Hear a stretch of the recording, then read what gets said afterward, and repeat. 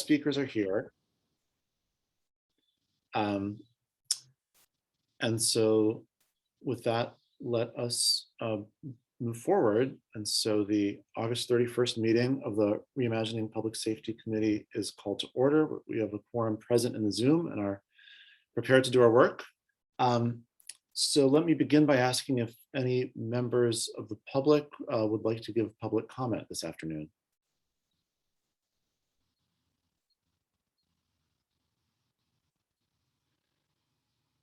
Seeing none, just want to, as always, thank members of the public for choosing to be here in the Zoom and monitor the process and share your feedback sometimes during and sometimes after the meetings. It is very much appreciated and an important part of this process. Then let's move forward to the next item on the agenda, which is approval of the August 17th, 2021 meeting minutes. Would anyone like to make a motion to approve those minutes? So moved. Patrick Keenan-Devlin moves approval of the minutes of the August 17th meeting. Is there a second? Second. Multiple people seem to have seconded, but I think the person who's visible on my screen is Sean Peck Collier, so I'll name him so I don't get in trouble for a voice recognition slip up. All in favor, say aye. Aye. Aye. Aye. Opposed? The ayes have it, and the minutes are approved. And that brings us to the item that will constitute the bulk of our time together today. As I've indicated a few times recently, I wanted to invite the ACLU to come and join us and share some experiences they've had elsewhere. Patrick, I think, was the first to ask, well, now hold on, Daniel, you're talking about the ACLU of Illinois or the ACLU national office? And the answer is we have both with us today. So Kadeen Bennett, who many of us know, who's kind of the MVP of the Illinois Progressive Movement, perhaps, is here in the Zoom. Thank you very much. And Paige Fernandez and Taylor Pendergrass from ACLU's national office are here as well. And the reason that I think it's really helpful to have both is that the ACLU has been kind of actively engaged selectively with a few communities across the country who are truly interested in a bold and transformational reimagining of police. And so they have some experiences they wanted to share with us of work they've done and partnerships they've had with other communities, particularly with Brooklyn Center, Minnesota. And I think I mentioned to folks that I had the opportunity to speak with them and the mayor of Brooklyn Center a month or a month and a half ago. Found it really intriguing, and I think their experiences will be, at a minimum, interesting for everybody here, and hopefully will provide some lessons that we can learn from as well. So they have I think a relatively short presentation, and then we'll have lots and lots of time for questions and discussion. But with that, let me turn it over to, in whatever configuration they want to do this, Paige, Taylor, and Kadeen. Awesome. Thanks so much, folks, for having us here. Thank you, Mayor Biss, for inviting us. I do have to preface this with my cat has slept all day and is now running around my house, so I sincerely apologize if he makes an appearance or jumps on my head, because he's prone to do that. But I'm just going to do a quick presentation, and I'm really hoping that we can have a robust conversation after that. So I will just quickly share my screen. Can you all see the presentation? Awesome, great. Give me 1 second. Okay, so as Mayor Biss said, the ACLU has been involved in some public safety transformation work across the country. And most recently, we engaged with Mayor Mike Elliott in Brooklyn Center to really tackle their approach to public safety there. And so just start with kind of a quick introduction. My name is Paige Fernandez. I use she, her pronouns. I am the policing policy advocate at the National American Civil Liberties Union. I am really excited to be here today, and kind of the goals that I see for today are to explain the Brooklyn Center resolution and how it complements the amazing work you are already doing in Evanston, answer follow-up questions around the resolution, its implementation, etc. I first just want to say that you all are so much further ahead than Brooklyn Center was when they passed this resolution. You have a ton of foundational work, you've laid so much groundwork. And so we're hoping in this time we can start thinking about what kind of superstructure could be created to make sure all of your amazing policy proposals and ideas become a reality. So really excited to share what's worked in Brooklyn Center, lessons learned, and there's so much potential in Evanston, and we're really eager to dive in here. So briefly taking a step back around what happened in Brooklyn Center, Dante Wright was killed by a Brooklyn Center police officer in April of this year. Immediately thereafter, community advocates and elected officials knew that they wanted to act immediately to end police violence and over-policing of the Black and Brown communities in Brooklyn Center. So within a month of Dante Wright's death, and the city had drafted and passed a comprehensive resolution that aims to address police roles, responsibilities, and power, while providing the community with civilian-led supportive services. And there are kind of 5 core aspects of this resolution that I'm going to just dive into quickly. The first is that it created an entirely new Department of Community Safety and Violence Prevention. So this new department will oversee the 2 existing public safety departments the city already has, which are the police department and the fire department. Will also oversee 2 new public safety departments that I will give more details on in a minute, but those departments are the Traffic Enforcement Department and the Community Response Department. The department also in its resolution has a very specific public health oriented mandate, and the director of this new department is required to have public health expertise so that they're tackling public safety in a holistic manner. And really the hope in creating an entirely new department that oversees all these agencies is that it will ensure the city is able to provide the right and appropriate response to keep the community safe and healthy. And this really recognizes that police are not the appropriate response in many circumstances and often escalate situations and make them worse.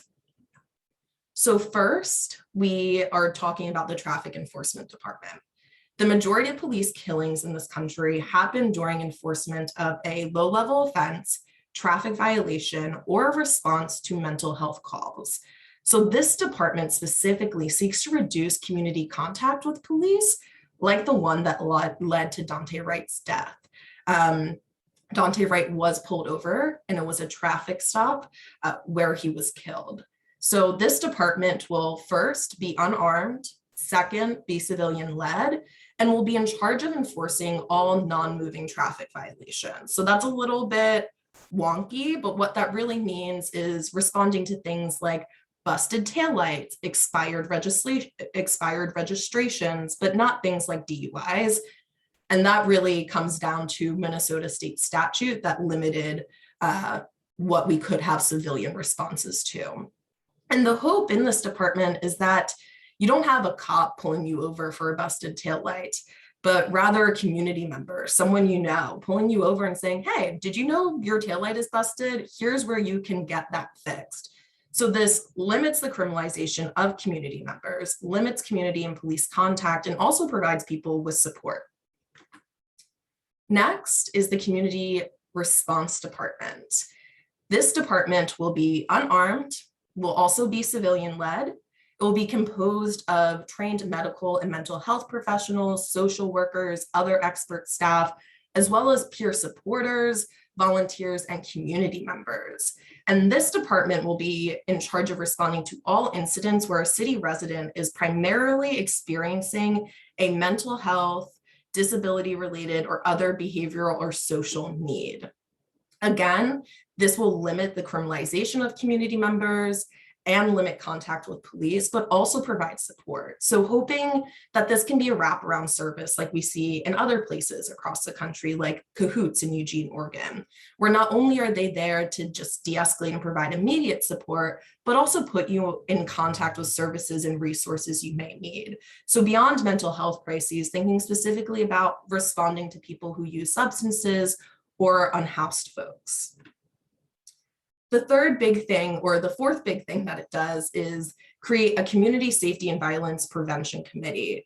I think this committee is honestly pretty similar to what you already have set up here, the committee I'm presenting to today.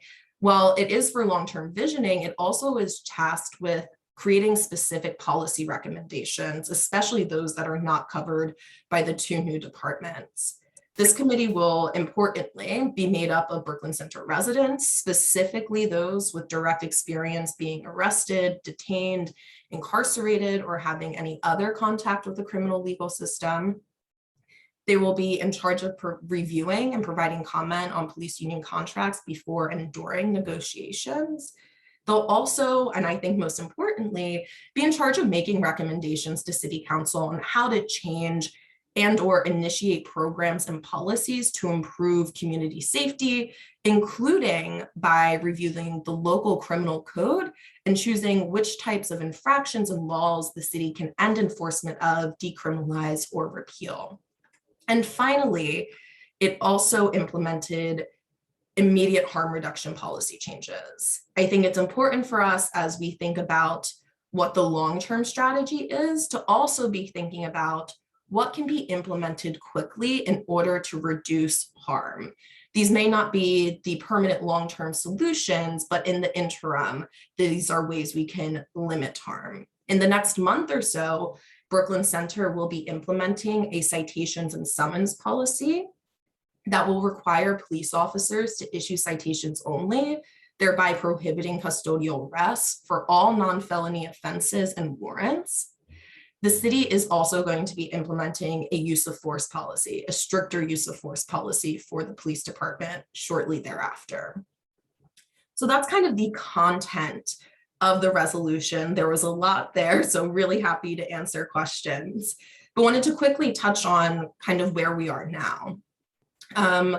Right now, the city is currently in the process, the city in conjunction with, importantly, in conjunction with community groups, community organizers, community advocates, and some external support from other organizations for technical assistance, currently in the process of securing more technical assistance and hiring multiple positions, including a project manager to oversee the implementation process of the resolution. We've also developed an integrated implementation committee structure with subgroups for specific policy development, where the resolution kind of lays a roadmap, but these subgroups will be developing the policies to implement that roadmap. And they're also engaging in extensive community outreach right now, so community groups and the city.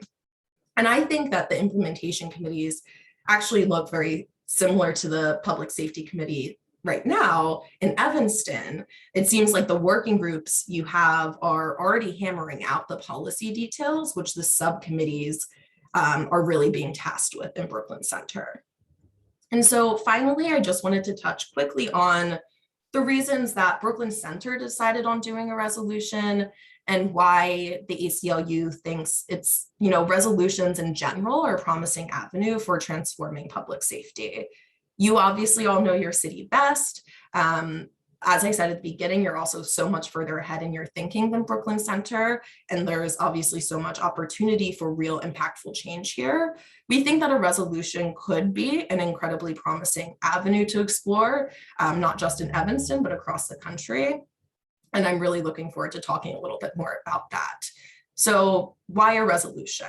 First, we believe it firmly commits the City Council to moving definitively in a specific direction, which has positive and necessary implications for what Council needs to prioritize for funding and staffing in future years. It also gives a demonstration by City Council that they are really committed to this effort and willing to be held accountable to following through. Second, the existence of a resolution kind of makes it real and helps recruit additional technical assistance and external investment into the work, which is what we're seeing in Brooklyn Center.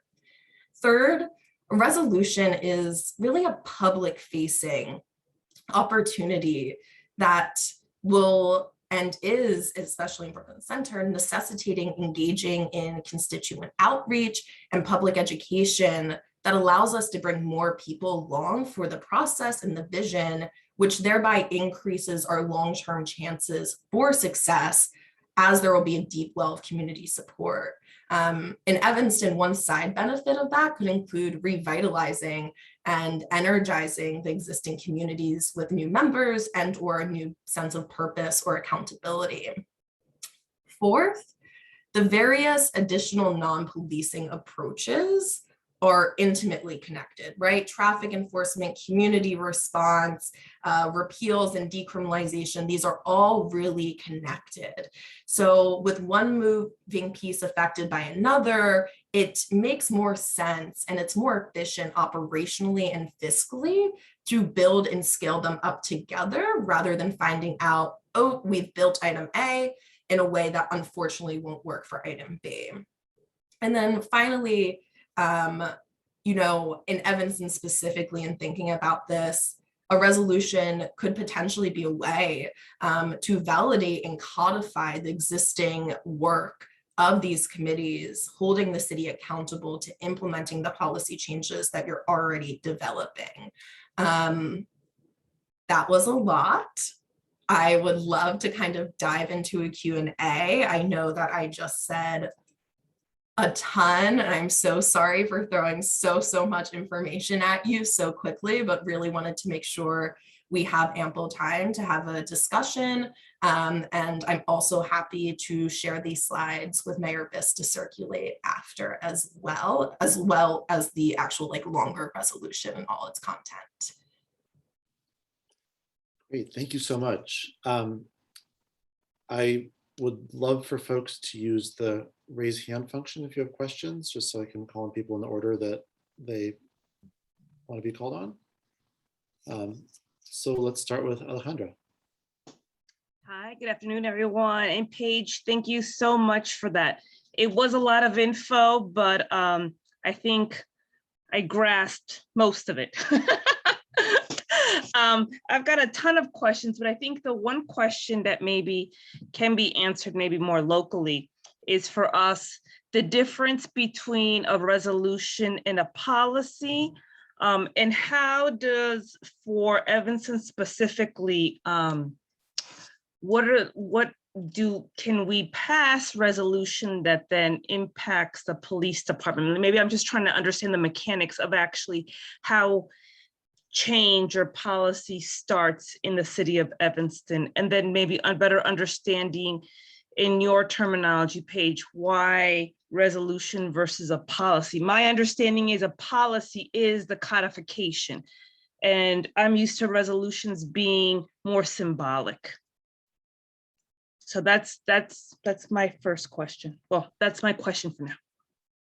So maybe I can try to answer, and others, both from the city of Evanston and also, you know, who's Paige or others from the ACLU can jump in. But what I understand this to mean is to have the city council vote on a commitment to move in a certain direction, where that commitment doesn't include a whole bunch of details, right? So it's not, we're doing this tomorrow, because we don't have all the details worked out on exactly what this will look like, but it says, you know, in this Brooklyn Center example, it says, hey, we're gonna have this whole reorganization of the city government, the creation of a new kind of super department with 2 new sub-departments in it and 2 old departments subsumed into it. We're going to drastically change the way we enforce non-moving violations. Well, we don't have a new department to do it a new way. So tomorrow, we're still gonna have traditional police officers pull over folks with a busted taillight,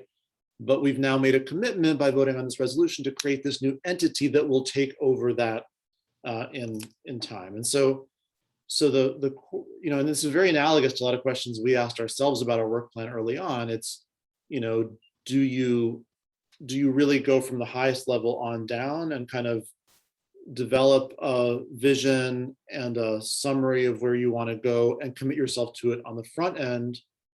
Or do you kind of pick off items one at a time? And essentially, I think the case the ACLU is making is it's kind of, they found it, at least in Brooklyn Center, if at least useful to start by saying, okay, here's our vision, here's where we intend to go. We've got a majority of city councils prepared to vote for it. And now comes the implementation phase because we've already agreed on the vision. Does that seem about right, Paige? And I'm sure folks will critique my City of Evanston legislative procedure. I can chime in quickly, and I'd love for my colleague Taylor to chime in here as well, as we spent a considerable amount of time thinking through like why a resolution. But I think, you know, in Brooklyn Center, it was like, we need a commitment to move in a very specific direction. And by passing this resolution, we get that commitment from the city council. And it might not have every policy detail hashed out, but it does have enough information that sets kind of the framework of what's going to fall into these different policy changes that will come down the line. It also, you know, is able to say, hey, this is the direction we're moving. We're going to hold you accountable to this, but it also gives us time to sit back and consider exactly what policy changes need to be made.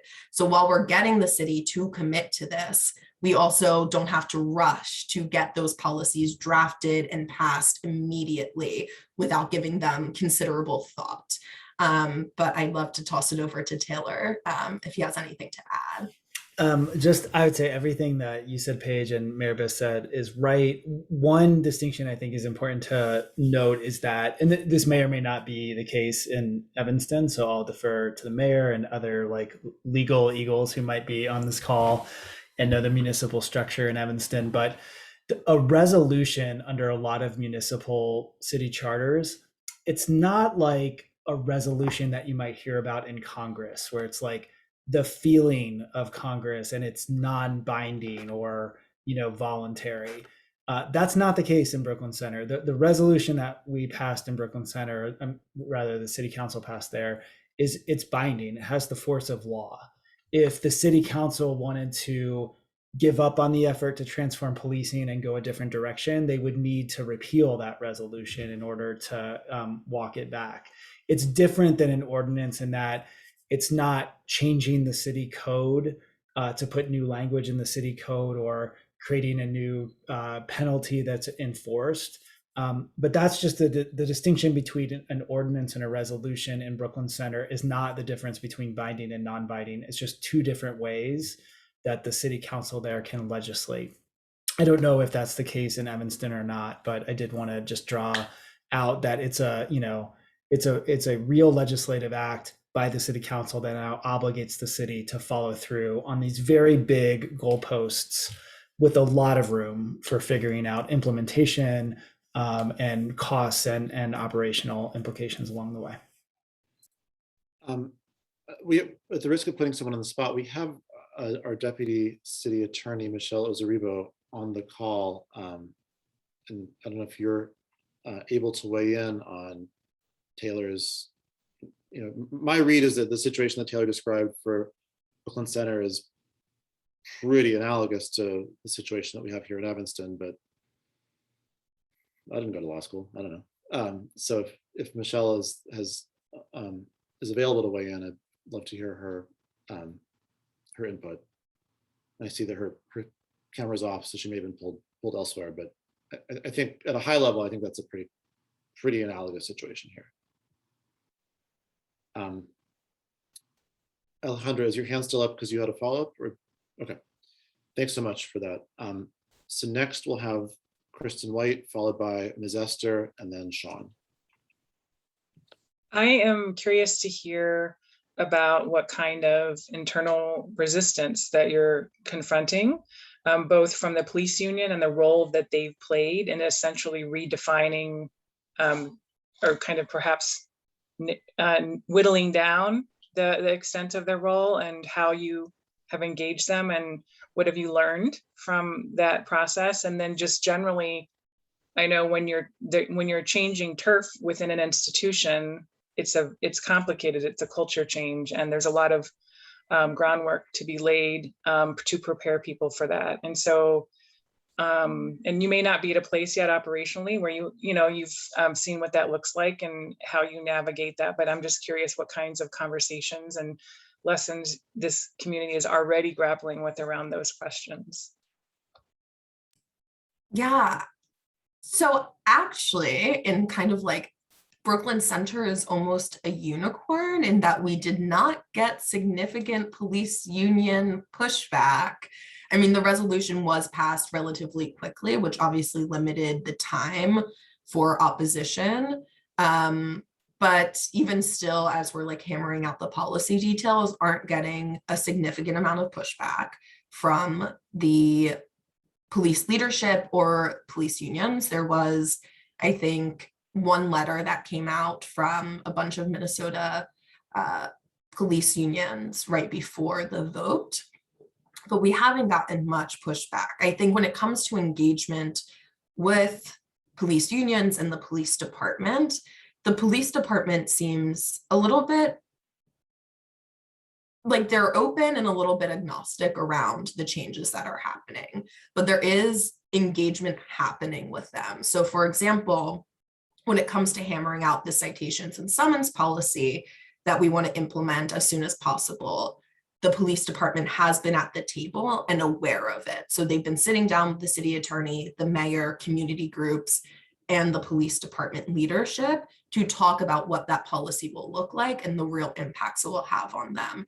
And the mayor has been in consistent contact with the police department around the timing, keeping them updated on what's happening so they're aware of what is happening on the implementation side of things. But again, it was a rare moment to not see significant police union pushback. I don't know, Taylor, if you had anything to add there. I'll just add two things, Kristen. One, the lack of pushback wasn't entirely an accident, right? We had law enforcement leaders who testified as part of the city council hearings where the resolution was being considered, who testified in favor of many of the changes that were codified in the resolution. You know, there's a lot of law enforcement support across the country, and including from academic experts that would be happy to make available to you all too. You know, where we had chiefs of police saying like, I don't want my officers spending all their time on low-level traffic enforcement. I don't think custodial arrests for like disorderly conduct are a good idea. There was a healthy amount of support for kind of the fundamental concepts of the resolution, including from law enforcement, you know, who I think see a lot of the changes that are being made, like right sizing what their role should have been originally in the first place, and or, you know, they're not trained and resourced and equipped to respond to someone who's having a serious mental health episode, you know, and all the other situations that Paige mentioned. The other thing I would encourage you all to think about carefully, though, is how you bring law enforcement leadership and city staff and other kind of city personnel into the process. We did a lot of talking to and gleaning learnings from other cities that have kind of set out on this path. And every city recognized that, you know, the police department leadership and senior staff and even the police union are really important stakeholders in this process. And, you know, their input and their opinions on everything, including like operational impacts that only they will know because they know how their departments work, is really important to be considered. But they are not, in the Brooklyn Center model, the decision makers in terms of what ultimate policy choices are made. So they're part of the subcommittees that are doing work in these different bucket areas.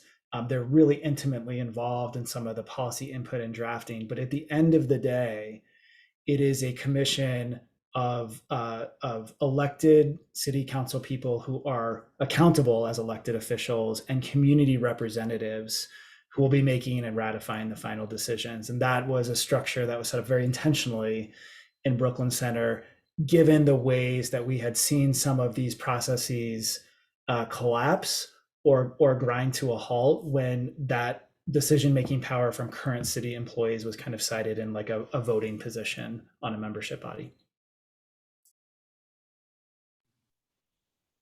Thank you so much. Ms. Esther. Thank you.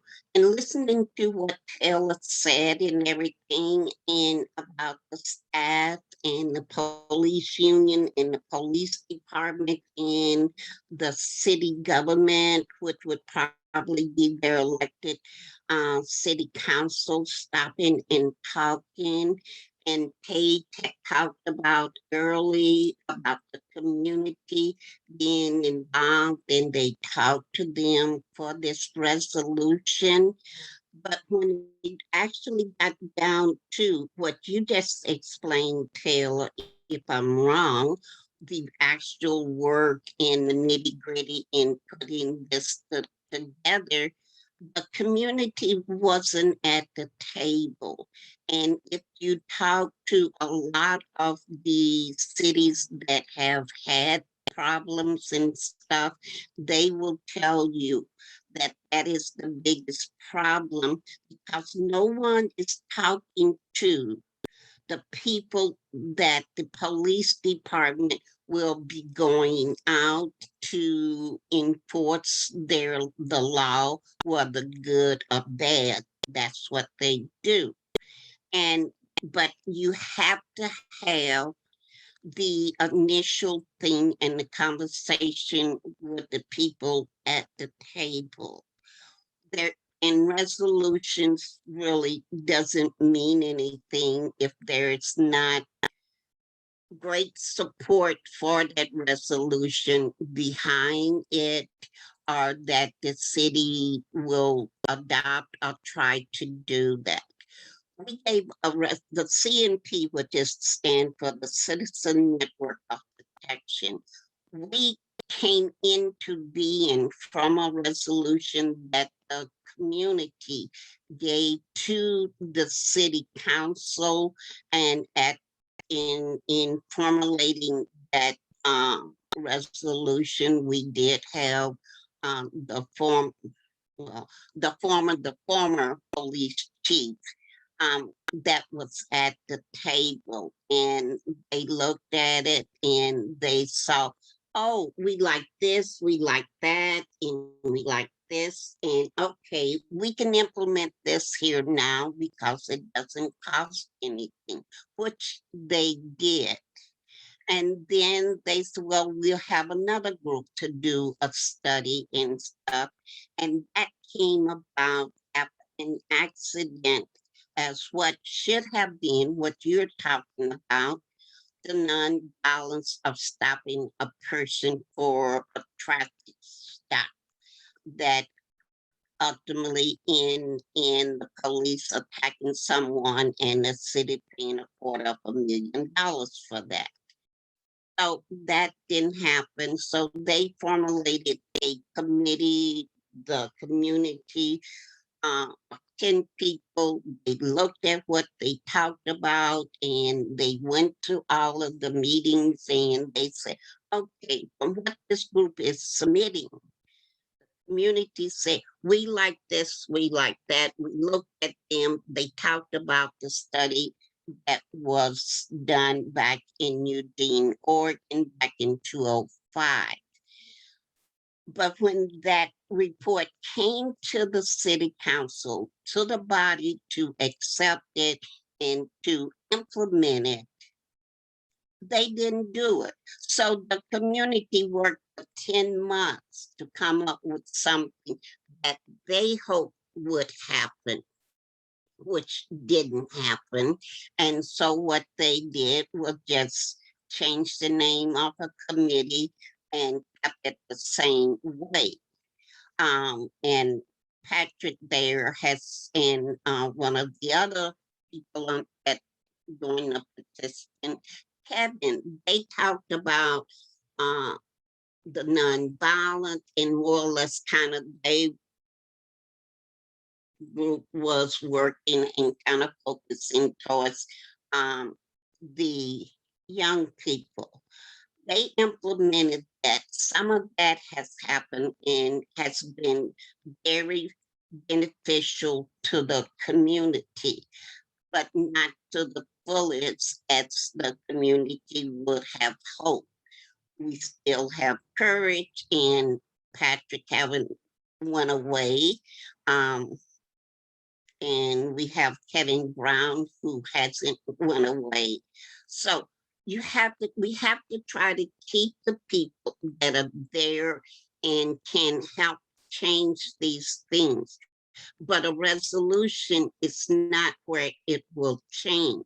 It has to be a policy that would be binding and enforceable on the staff. And that would mean the police department.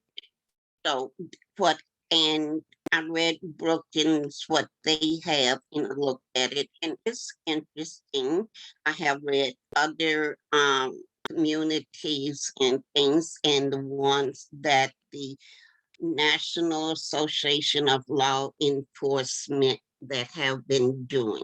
And I have been following the ACLU's work and everything.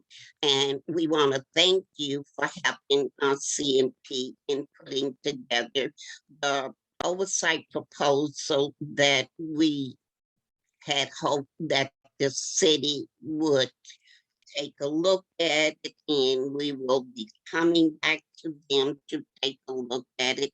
And I'm gonna be awesome that, hey, in 2008, you passed this resolution which said you would take a look at what the city, what the community is bringing back to you.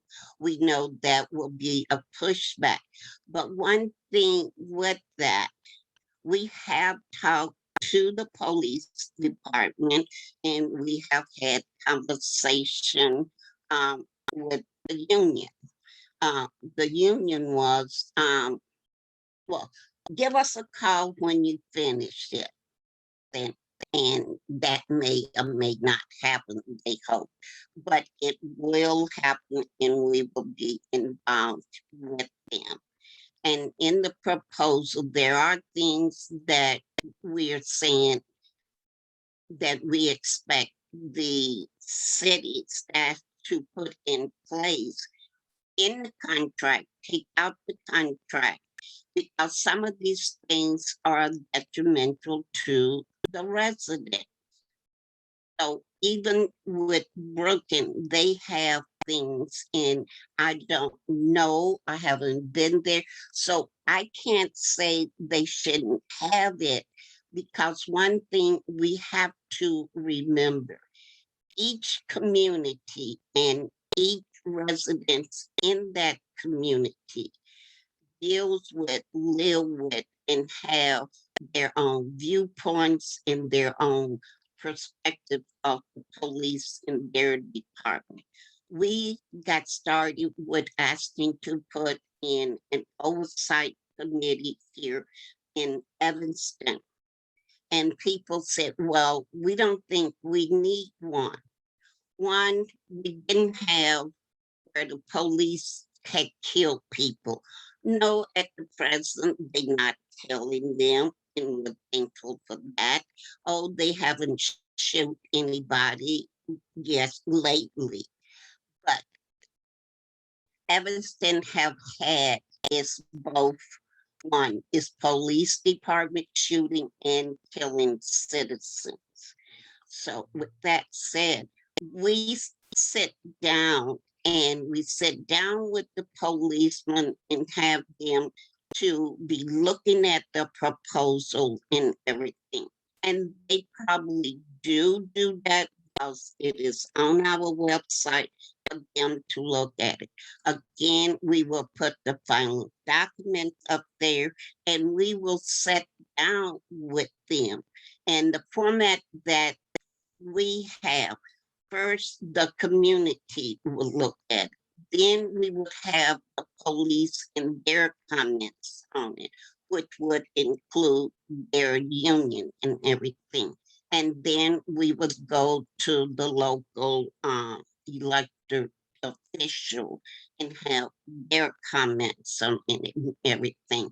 And then it will be brought back to the two groups that would be most affected by this, which would be the residents in the community and the people that would be enforcing the ordinance and everything, and that is the police department.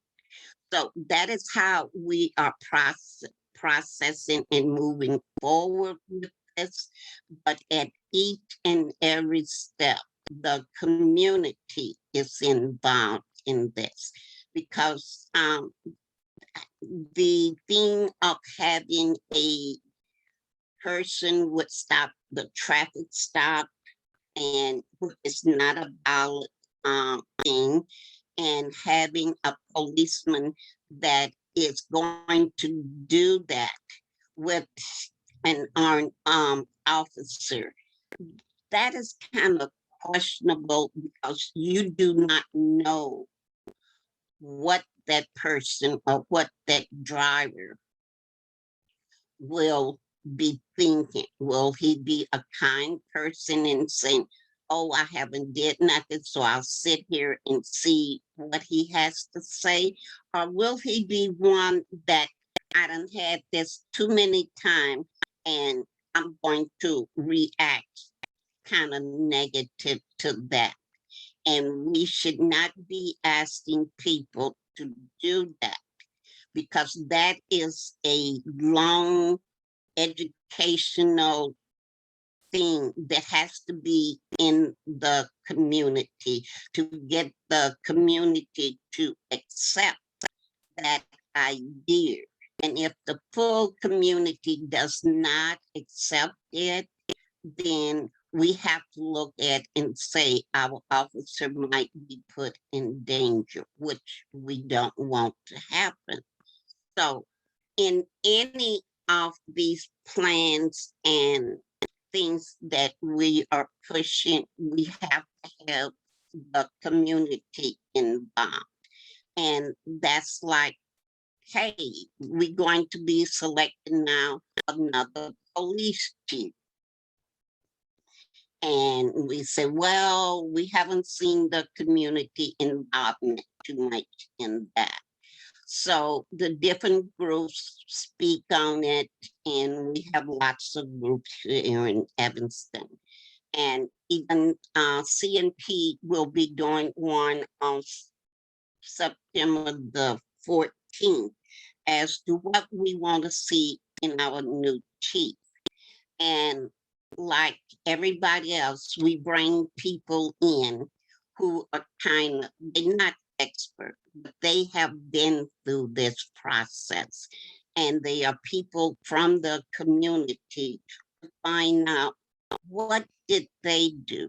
What did they get? And the ACLU, I'm not sure whether how you was involved in Detroit in setting up their oversight committee, but I know you was heavily involved in the Cincinnati in setting up their community and how they got to where they are now. So with that said, a resolution is, in my opinion, not something we here in Evanston would want to come away with. We should be looking at setting a policy that this is what our police department would look like in the future. Thank you. That's all I have to say for now. Thank you. Do you guys have any responses to any of that? I just offer three things quickly. One, Betty, you could not be more right about the critical involvement of the community at every step along the way. And I want to make sure we were not underselling how much the community was involved in deciding on the resolution as a good way forward in Brooklyn Center, and then in crafting the policy provisions of that resolution, and then showing up to testify. I think Paige mentioned over the course of, I don't know, maybe eight or nine different both community listening sessions in the neighborhoods that were most directly impacted, and also at city council hearings. So you're totally right, and it was a very important part of what happened and is happening in Brooklyn Center. And I think it could be really useful for those of you who are more inclined to some of the organizing side to hear more directly from the organizers and community members that we worked with on the ground in Brooklyn Center in future meetings, if that would be helpful to get some of their perspectives.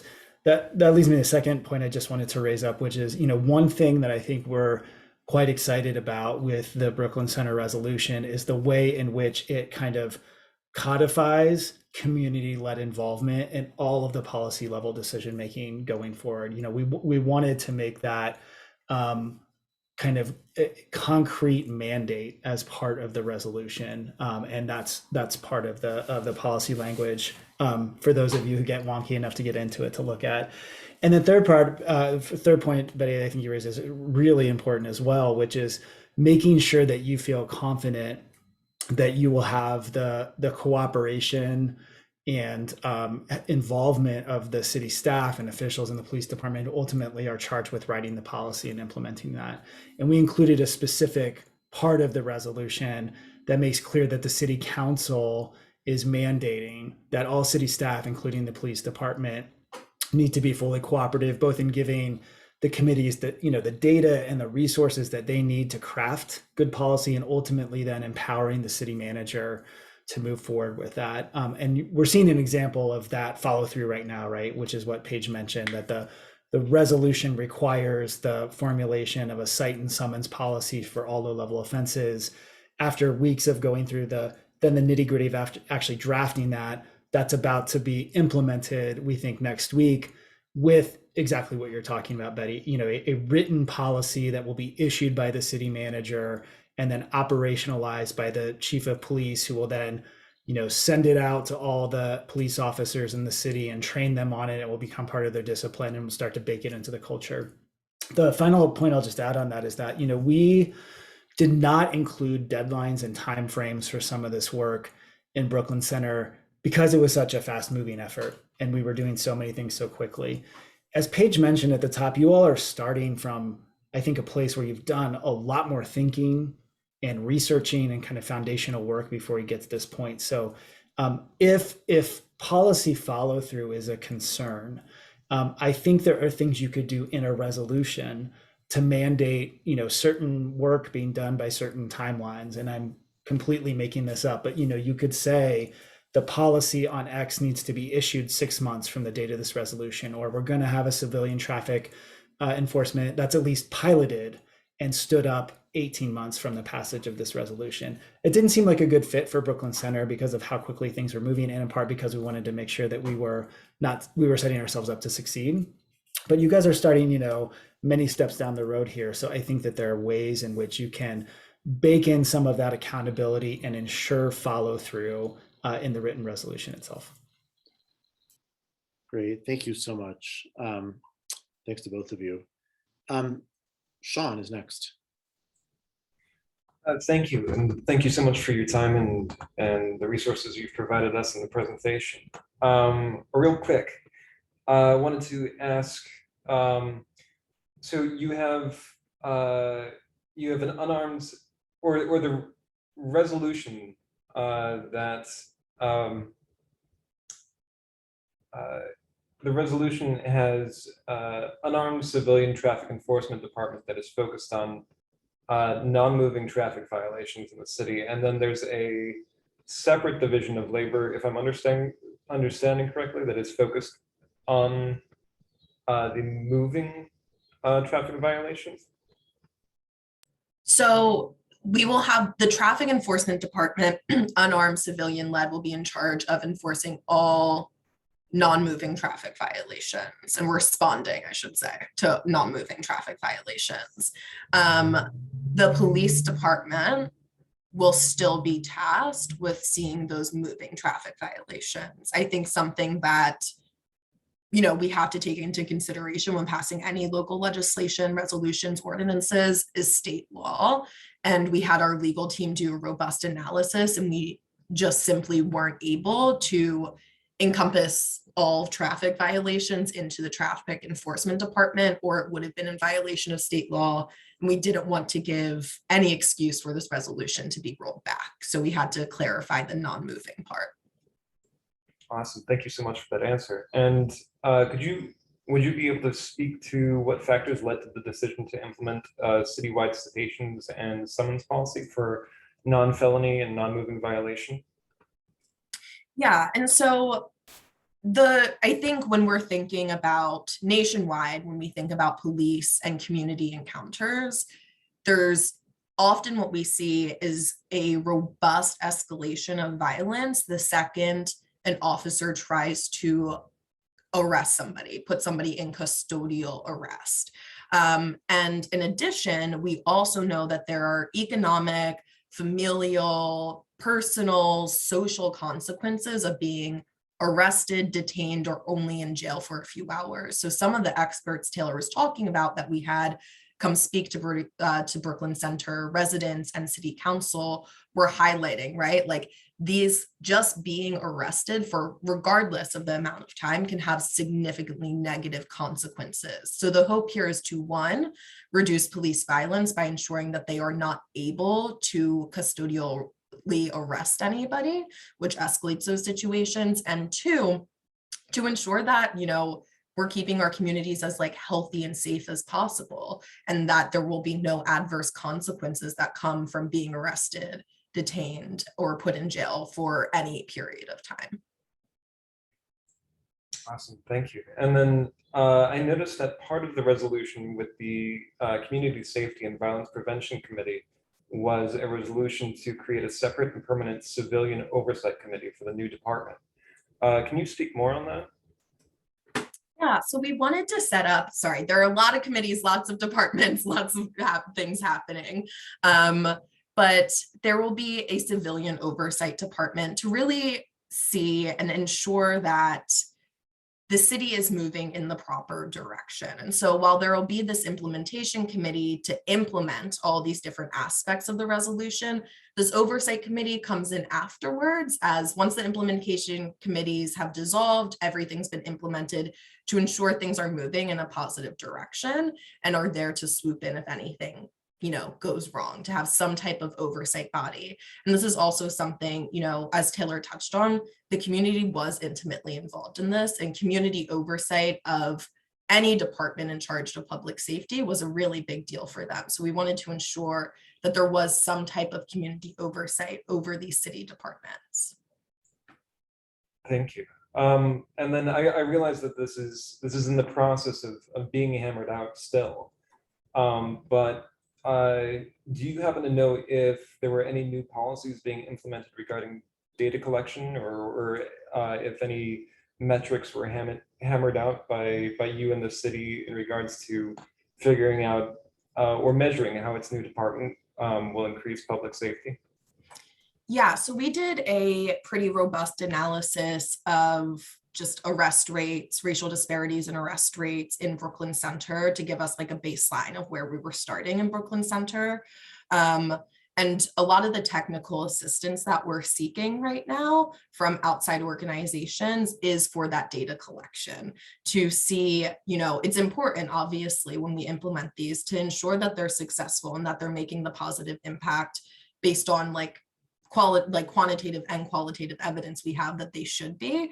But there are other organizations who are going to be helping kind of analyze that data, gather that data. We're actually in the process of hiring a few fellows who will be in charge of doing that work, that legwork of gathering data. What kind of metrics do we want to see? What are our goals for this year? What does success really look like? And I think we have some basic ideas of limiting arrests, especially for low-level offenses, ensuring police are, the community's coming into less contact with police, ending racial disparities in arrests, ending any type of police use of force. So those are different data points that we're thinking of as metrics, but we're as we're onboarding folks who will take on more of the data work, we'll be working with them on that end. I think one other thing that's really exciting, Sean, is, and speaks to a little bit of Betty's point earlier, some of the technical assistance organizations that are trying to help Brooklyn Center are really interested in baking in periodic community surveys. So they're getting like real-time data about how people are feeling about the changes. And as you all know, like how people feel about the safety of their community, how they feel about their interactions with law enforcement, the trust that is or isn't there, is in some ways just as important as the objective metrics. So what we hope Brooklyn Center is able to achieve with those technical assistance agencies is having that type of data to track at the same time over the upcoming months and years to see where the trend lines go as we start to implement some of the policy changes as well. Awesome. Thank you so much for those answers, and yeah, that's awesome. And I have just got one final question. Can you speak more in regards to the external investment and external funding that came as a result of the resolution? Yeah, so in passing the resolution, we had something concrete and, as Taylor said, binding. And so it was much easier for us to reach out to partners and organizations that work on implementation and working with governments to be like, we have this resolution. We're not just bringing you in on these ideas that we have, but there's a binding resolution, and that's given us a lot more leverage to bring people on board. So I think even internally within the city council was able to approve a project manager to oversee this because they had already passed the resolution. So they were like, all right, this is the first step in ensuring that we hold ourselves accountable to this resolution passing. In addition, there are just other organizations, advocacy groups,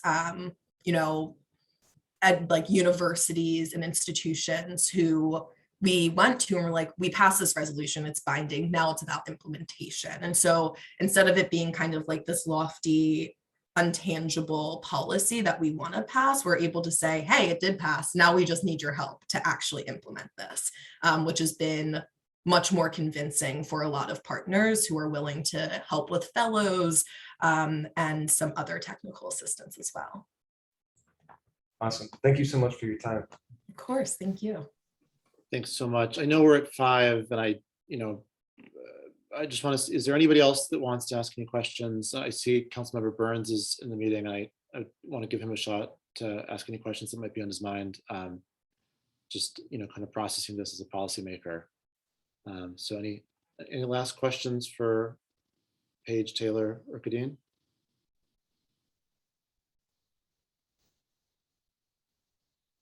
Okay. Before we break, just quickly, I want to ask the same question again in a different way. There were several times in this presentation where there was a reference made to like, oh, hey, we could, put you in touch with this type of person to give you this type of information. We could put you in touch with this person who's worked on this to give you that type of information. Are there any follow-up requests for other information that folks want to ask of Paige and Taylor and Kadeen, like someone who they referenced who could potentially speak to us in the future, or a document or anything like that that would be helpful in kind of processing some of this information? Could I just chime in quickly with kind of people we could provide? Yeah, please. I do. think like Taylor spoke to, we work really closely with a law enforcement action partnership that is made up of retired and current law enforcement officials across the country. And those are some folks that we worked with who are chiefs who really support this kind of work, who could come in and talk about it from like more of a law enforcement perspective. We also have academics like Jordan Blair Woods. I know, Ms. Esther, that you had raised a question around traffic enforcement and whether it poses dangers to civilians. And he's done extensive research into traffic stops and actually how not dangerous they are. They also become dangerous because of the officer there. And then we just have a range of academics also who could come speak, but also community members as well. I think, Ms. Esther, your point about the community members is super critical. And so we could also loop those in as well. So those are just some options of folks we could help come in. So before, Yes, excuse me, Mayor. I would like the connection for the community members, because as what's his name, the Cosby kid say, well, that he was a regular person. People in the community like to hear from other community people, people that are not working for the city and everything, but the people that lives in the community and have to deal with them. So if we had connection to them, I would love to have those their name, and like we are fortunate at our meeting coming up on the 14th. We will have someone that was really involved with their citizen oversight and the changing of the police force there. Her name is Iris Rowley, Rowley, and we also is having, and like you talk about, a former police chief that believes in changes and things, and that's Mr. Bell, who was the chairperson, and I think might be still the chairperson of their oversight committee and stuff that will be in our event.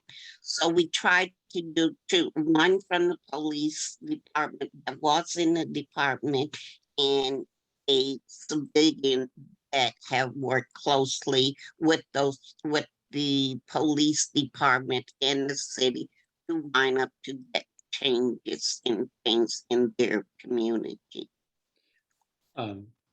Great, thank you. So that's one great request. We'll make sure that's fulfilled. Are there any other, and I know we're 4 minutes over, are there any other requests of further information or just other contacts based on the kind of list that Paige gave us that folks would like to hear from in the future? I'm certainly interested in the academics that Paige mentioned, and if that's possible, I would love to hear more about the testimonies from the police union and police leaders during the passing of the resolution. I think that would be amazing. Thank you. Yeah. I just was going to jump in. I'm remembering, Paige, that at some of our city council meetings, we had some of that testimony submitted in writing. So that will get over to the mayor immediately. And then anyone else you want to have come in person so you can have a dialogue, we'll do our best to make that happen too. That's Thank great. you. Thanks so much. So I'm taking notes and we'll make sure to follow up on all that. That's terrific. Any last requests along these lines from anybody else? Okay, as an item of housekeeping, both because we're over time and because the leadership of the Violence Prevention Working Group actually are on vacation this week, we're going to just skip the last agenda item, the report out from the groups. I'm happy to talk one-on-one with anybody about what's happened over the course of the last 2 weeks. Everybody's making good progress, but I don't want to impose further on people's time beyond the few minutes over we already are. Personally, I want to say a really big thank you to Paige and Taylor and Kadeen. I find this very helpful. I think there's a lot for us to chew on and a lot for us to discuss amongst ourselves, but really, really appreciate your making the time, appreciate the work that you're putting into this. And for me personally, knowing that nothing is a perfect parallel, but understanding what has been tried elsewhere, what has worked elsewhere, what hurdles have been hard to overcome elsewhere, and what tactics have worked to overcome hurdles elsewhere is really, really helpful. And so I just want to say a big thank you for your participation and your sharing your time with us. Thank you all so much for having us. Really grateful to be here and hope to be back in this space with you at some point soon. Terrific. Thank you so Thank much. you. Really,